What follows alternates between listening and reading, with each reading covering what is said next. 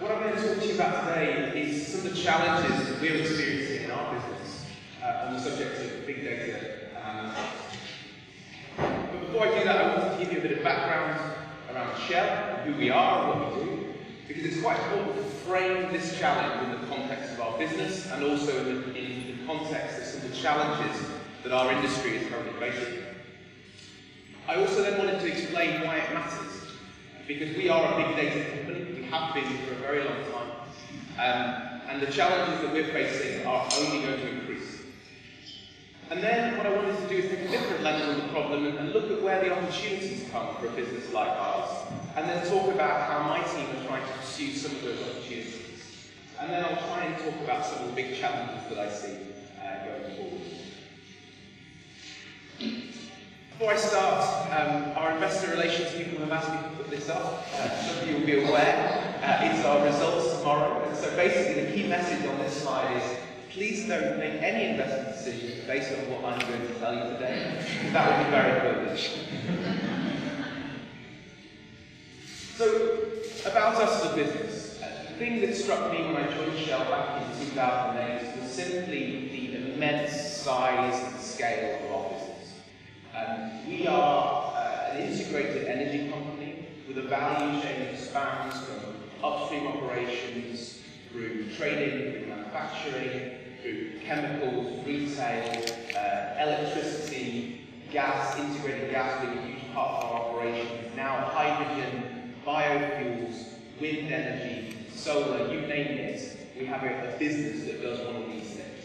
And so the size and scale of Shell is just amazing. We have 94,000 employees worldwide. We're active in over 70 countries. We generated earnings of 19 billion in 2014. And so there's a huge opportunity in this space for operations like ours looking at big data analytics simply because of the scale of the company that I'm part of. But it's also very important that we put this in the context of the changes that are ongoing in the energy industry at the moment. And a few things I want to highlight. I think all of you are well aware of the challenges that climate change poses to us. And I think there's a separate challenge here, which is that we call this the stress nexus. In the context of global climate change, we also have a booming global population. We have a burgeoning energy demand, and we have an increased number of people who are gaining economic wealth and starting to live in overpopulated cities. And in the context of that, the question is, so what do you do about that? And I think a number of other organisations, as well as us, are starting to talk about this phrase that we need to get smarter. And a lot of that is about looking at how digital technologies can help us make better use of what we all do. So if you look at our value chain, as I described it earlier on, but effectively we stretch from the upstream side of the business, which is around natural resources, bringing them out of the ground, putting them through pipelines into our refineries, passing them into our supply chain, down into the retail outlets, the chemical plants, the gas and electricity supply chain, and also, as I said, there's add-ons to that, there's new disruptive capabilities coming into those supply chains. So I mentioned things like biofuels, things like hydrogen, which are obviously going to become an increasing part of what we describe as the energy mix. I think the other thing that's worth saying about this is that historically this pipeline has been very physical, in the sense that our business is around moving molecules, basically, from wherever they are, down into the hands of the consumer in whatever form. And the key point here is that those molecules are increasingly digital, and we have more and more information about them, which allows us to become increasingly smarter in theory about the way we use them, but also around the way we distribute them. So, just to reiterate the point, if you look at the V's of big data, the 4 V's and the 3 V's, and put it up, the value in there is the extra one.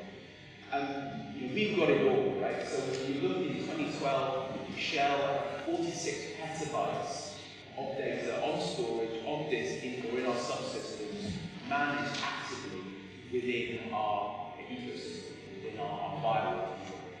And that is colossal volume of data. If you augment that with all of the things that are said externally about Shell, or the way in which Shell is engaged with a multinational brand, with media agencies and so on, we have a massive amount of data about our company which we can make use of. The second thing is that the variety of the data is increasing, and I'll talk more about that in a minute, but the sources of data are being added to all the time. There's no subtraction really throughout that value chain. It's all about additional data coming into our business. And if you look at what that's doing to our engineers and our technical specialists, they simply can't cope with the deluge of information that's currently available. And so what we're finding is that these people are spending more and more of their time looking for data, cleaning data, playing with data, trying to understand the data that's being given to them, rather than necessarily focusing on what we're asking them to do. And the question is, how do we, from an analytics perspective, start to play into that problem space? And the final thing is the velocity of data is increasing dramatically. So historically, the historizing of refinery data was not really available in near real time, for example. What we're seeing now is that data can be brought online and can be analysed in very near real time environments. And that gives you the opportunity to start to look at these terabytes that I talked about on the slide. They're coming off of these operational sites and trying to gain new insight about the nature of those operations. And the final thing is that there's a view externally to the industry that the opportunity here is probably somewhere in the region of 6 to 8% just in terms of production uplift if we make better use of the data. And that's not to take into account all the efficiencies that we can gain from better use of data, nor all the effectiveness that we can get as well. So I'm just going to talk about a few illustrations of some of the problems facing our business and some of the things that we're doing about it. As I said, I work for an organisation within Shell called Technical and Competitive IT. The easiest way to describe this is it's our R&D division for IT. And I'm going to talk firstly holistically about some of the ways in which our division engages in some of the problems. And then I'm going to narrow down and talk specifically about some of the things that my team are doing based on some of the insight that we've got across our value chain. So if I talk briefly about seismic, for those of you that are familiar with the energy industry, you're well aware that subsurface is as important as surface. And our understanding of what's going on beneath the ground is really crucial to our competitive advantage, particularly in an environment where the access to resources is getting increasingly difficult. And so what we see is increasingly much denser data sets from better sensors that are providing more interesting insight. We also see the requirement for increasing compute power. Our high-performance computing division is a separate part of the same team I'm in, and high-performance computing is a crucial enabler. And also, we need to get better at visualizing, because one of the big challenges is, and this would be true across the entire value chain, it's not great to give people more data if you can't make it more understandable. And so we've got to find ways to visualize the size of data we're getting much more effectively. And what you can see here is some examples of some of the ways in which we're starting to build some of this better visualization based on those larger data sets, taking advantage of that high-performance compute power to provide our engineers with insight into that. We're going to talk briefly about capital projects. Capital projects, as many of you will be aware, is an area which is increasingly complex. And again, it's increasingly complex because the sorts of things that we're doing in the industry are getting increasingly sophisticated. If you take an example of the Prelude project is going to spend somewhere in the region of $10.8 to $12.3 billion in creating the largest floating vessel in the world to reduce, in many ways, the impact that needs to be had on the Australian ecosystem that it's going into by being a fully functioning liquefied natural gas plant offshore. Now, the scale of the engineering that's going on in this space is absolutely astonishing, and it's really mind-boggling to see what's being built. The key point here, though, is that as the engineering increases, so too does the engineering complexity increases, so too does the requirement for the digital management of the engineering assets to also get much more sophisticated. And we're talking about an integrated engineering environment where we integrate across the Shell environment, but also with the key suppliers, to bring all that data together to provide a much richer understanding of that capital project and what's being built. And the final example I want to talk about is smarter operations. What we see is the requirement increasingly to have real-time insight on what's happening on our facilities, be that our manufacturing plants, be that our retail sites, be that our offshore platforms. And as the sensors that we have become increasingly sophisticated and provide us with increasing amounts of data, there's an opportunity to increase production availability and reliability and also safety, crucially. Safety is a massive priority for us in the industry. So if I talk about that, what does that look like? I mean, if you think about streaming data from internet-connected devices across every manufacturing plant and every offshore platform in our business, that sensor data, the volumes are just going to increase exponentially. And what we're starting to do this already, we're starting to set up remote monitoring sensors, which are looking at that data, analysing it in real time, and helping to inform the decisions that the operators are making on the ground. But we also see an opportunity to take this to the next level, to start to apply really smart advanced analytics on top of that data to provide additional insight about the operation of the plant, and not just get diagnostic about what's going on in that increasingly data-rich environment, but actually get predictive about what we're doing. And one example we quoted externally is around electronic submersible pumps and the ability to monitor some of these key pieces of kit to identify when they're likely to fail and give our maintenance teams a heads up that actually prevent deferment and increase the safe running of the asset. So I talked about high-performance computing being at the heart of what we're trying to do here. What you will find, for example, in our catalyst environment is that there's a huge amount of research that's ongoing within Shell. We spent over $1 billion last year on R&D alone, and the point is that this research is really key to obviously getting advantage of things like catalysts, for example, where we want to understand how we can improve that catalysis process, and by modelling the interactions and using high-performance capability, we can actually gain competitive advantage. So I've talked about the end-to-end big data problem that we're increasingly faced with. So I've talked about the fact that as an industry we've got a massive challenge based on the growth of population and also the growth of data volumes. I also talked about how we're trying to apply some of the new technologies in terms of access to data within some of our core operations. What I want to talk about now is really my area of focus, and talk about the opportunity that advanced analytics provides within that end-to-end value chain. I was reading this morning the magazine briefly, and I really liked the article that was on the first page. It talks about two things that are quite dear to my own heart. First was that it's an improvement science, so operational research is an improvement science. And I think, for me, a lot of the focus that we've had from an advanced analytics perspective is using these sorts of techniques to improve our business. The other thing that it talked about was the importance of supporting decision making. And I also referenced what one of my colleagues from Channel 4 was talking about this morning around the change management aspect.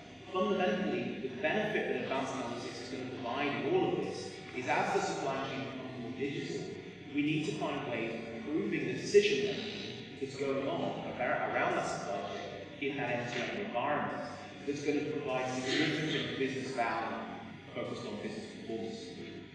So what we've tried to do as a team is say, okay, given carte blanche as we were, saying where do we go after from an advanced analytics perspective, what we've tried to do is hone in and say, where is the value in this? Where in this value chain are we going to find the biggest bang pop up by producing sophisticated algorithms that improve the decision making of the organisation?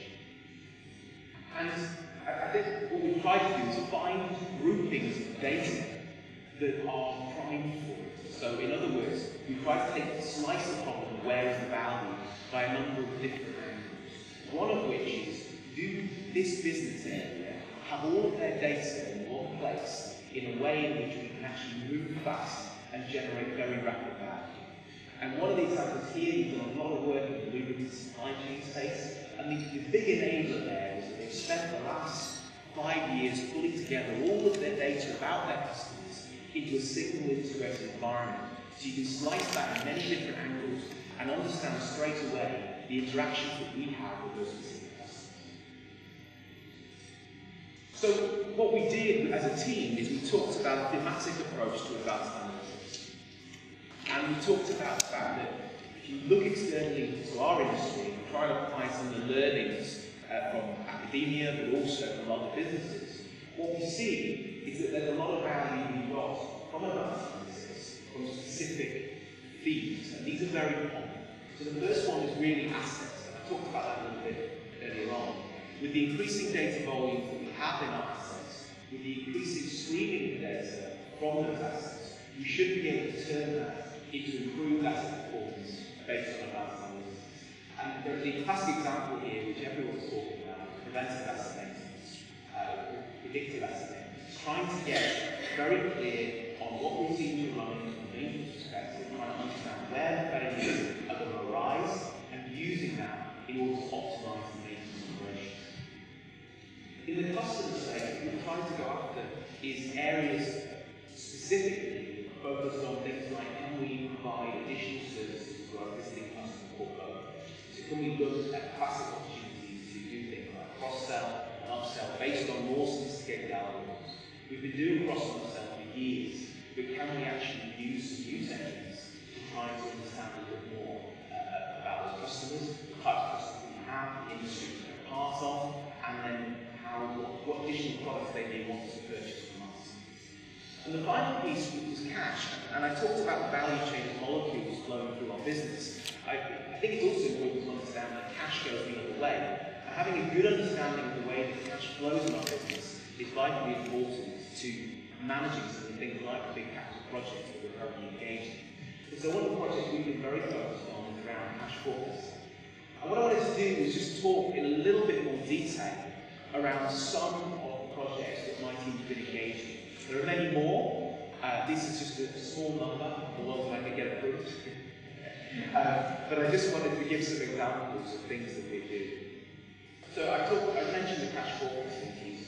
One of the challenges is, as I said earlier on, when you're operating over 90 countries, when you have systems that are distributed across the globe, through joint venture relationships, through different business units, what you find is you end up with a very distributed view of all of your cash positions. And so what we've been doing is working with our central treasury organisation to first aggregate all of that data with a very fast memory processing platform. We're using something called SAP HANA, some of you may be familiar with it, and then pass that data through a set of algorithms, which we first constructed in R, and then chose to move over to SAS. And then make that available to the business, in this case, the cash forecasting team, via a simple set of visualization to allow them to diagnose and understand much better the overall cash position. So that's one example. Another example is, as I mentioned, this cross and upsell opportunity that we see within our retail business, within our global commercial business. But what we're looking to do is take the data that we already have around our customers, segment it by industry, segment it by the locations where customers are ordering, because in many cases we have big accounts like, for example, the BMW account, where we have lots of opportunity to, let's say, provide ordering to the customer's specific location across the globe. So we offer the facilities where we call them ship-tos, we ship the product to there, and then we distribute from there. In some cases they're picking up, in other cases we are actually delivering to them. Now the key point about those ship-to locations is that the behaviour of those different locations is actually the same sort of behaviour that you would expect from consumers, because it's actually an individual ordering manager who places orders on a weekly, monthly, whatever basis, based on the demand of that particular location. And so even though we have a big global footprint of a B2B customer, we've got to look at this with much more of the approaches that we've taken from classic consumer advanced analytics. And so we're trying to leverage some of that and look at opportunities to cross and upsell in specific locations based on a much better understanding, a much more granular understanding of that customer ordering. And the final one I wanted to talk about is the preventive maintenance optimization project, which we're doing with some of our colleagues and Jeavons. As many of you will know, in the UK, the North Sea is going through a big transition in its operations. It's going through a transition in terms of the fact that our assets are aging. Many of these things were constructed in the 70s. It's going through a transition in the fact that oil price is not as high as it was a few months / a year ago. And so the other thing is that they're increasingly focused on cost, because we see an increasing cost base in the environment through the affluence that's been brought to Aberdeen by the industry over the past 50 years. And so in that environment we have a bit of a perfect storm, and the challenges that the industry are facing shouldn't be underestimated. And what we're trying to do is say, well, let's have a look and say, can we help you understand better some of the levers that you have in the organisation, particularly in the maintenance space, to try to optimise some of the maintenance levels that you're currently executing. So can you look and say, where are we doing too much preventive maintenance? Where have we put in place time-based rather than condition-based systems? Where have we put in place, for example, levels of maintenance which are unsustainable for a particular piece of kit and could be reduced based on the fact that it's more safety critical? Where can we actually look at the historical failure patterns of those pieces of equipment and use that to inform some of the decisions that we're taking about how we maintain it?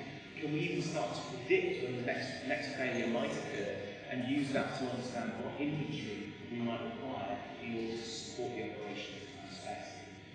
So those are just 3 examples that I wanted to highlight to you. I'm very happy to talk more about other examples that we're working on, but what I wanted to highlight was just the breadth of opportunity that exists within Shell for different themes which you may see in the external world also to be applied within our industry.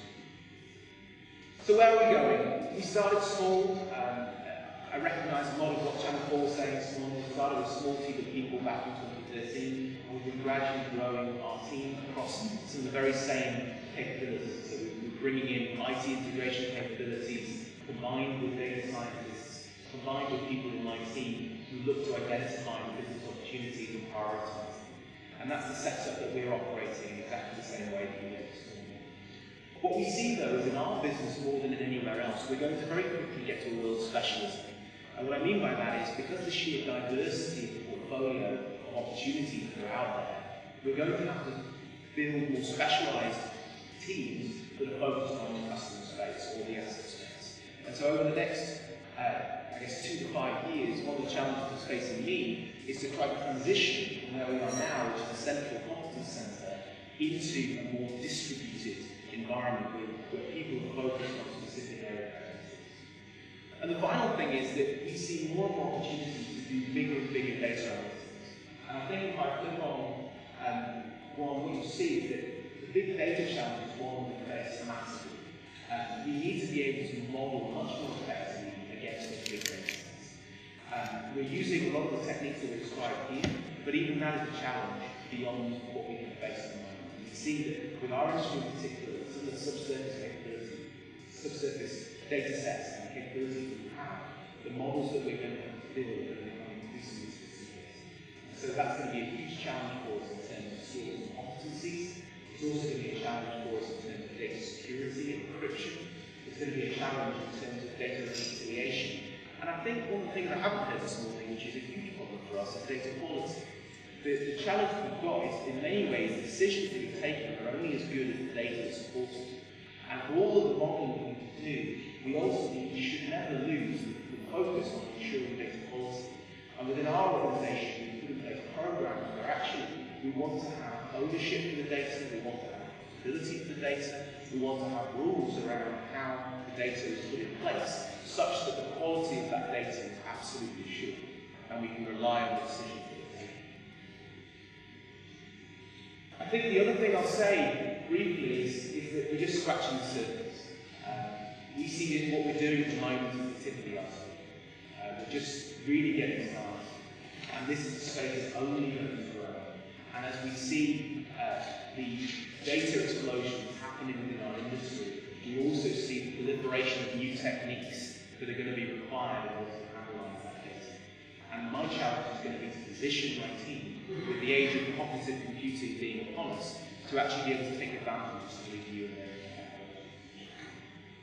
So, I'll leave you with this. A lot of bites go into a single barrel, and I think the world faces an enormous challenge in terms of the energy demands of the future. We believe at Shell that big data and advanced analytics is going to be absolutely crucial to the oil and gas industry as we try and improve both our efficiency, our productivity, and our effectiveness. And finally, I think it's a crucial enabler in terms of our competitiveness and actually our license to operate. We need to be much more effective in this space in order to demonstrate our value to the company. So with that, I'll say thank you very much.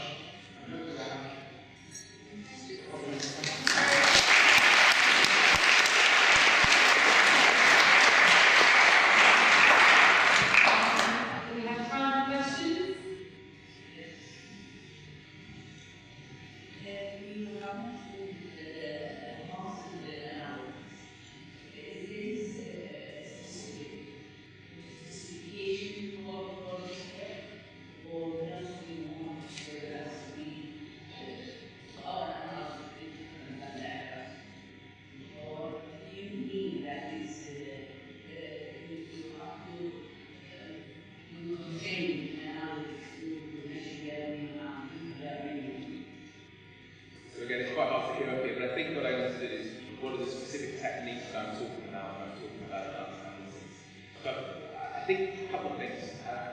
We've used the term advanced analytics very intentionally, and we did it very intentionally because we didn't want to get hung up on specific techniques that would fit or not fit within that particular area. I think what we're trying to distinguish ourselves from is the fact that historically within businesses like ours, there's been a huge focus on traditional capital reward style, balanced scorecard, business intelligence approaches, and that's great. It's really important that we have those sorts of approaches in place in order to run our business, and they're still going to be very much required. I think what we see though is that there's a new world out there which is starting to emerge, have a huge breadth of different techniques. A lot of what we do at the moment is a combination of data mining and statistics. But I would say, using classic regressions or decision trees, those types of things are our bread and butter at the moment. I think what I would say also though, is we're also straying into new areas of research. So one example here that you see there is process optimization. And that has two lenses on it. One that we're doing at the moment is business process optimization. And we're using some research techniques to effectively analyse the processes that flow through our organisation operations and look to apply Lean Six Sigma techniques to improve those business processes. It's a completely different set of algorithms, entirely different set of techniques, but ultimately still focused on business improvement, and I would put them squarely in the territory of advanced analysis.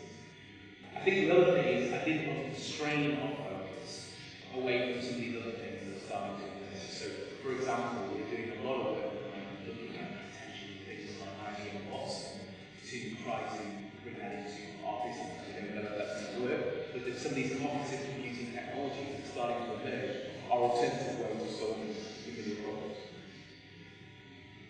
Does that answer your question? It's quite clear that this kind of techniques is now possible on regulation of the market. The contains the new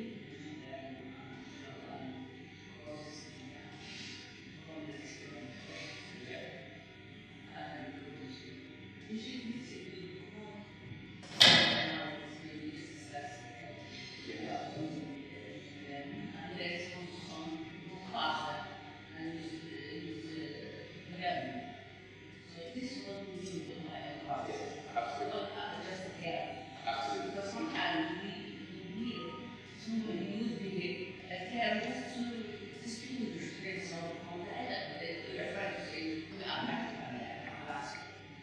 That's exactly what we mean. We have time for one question.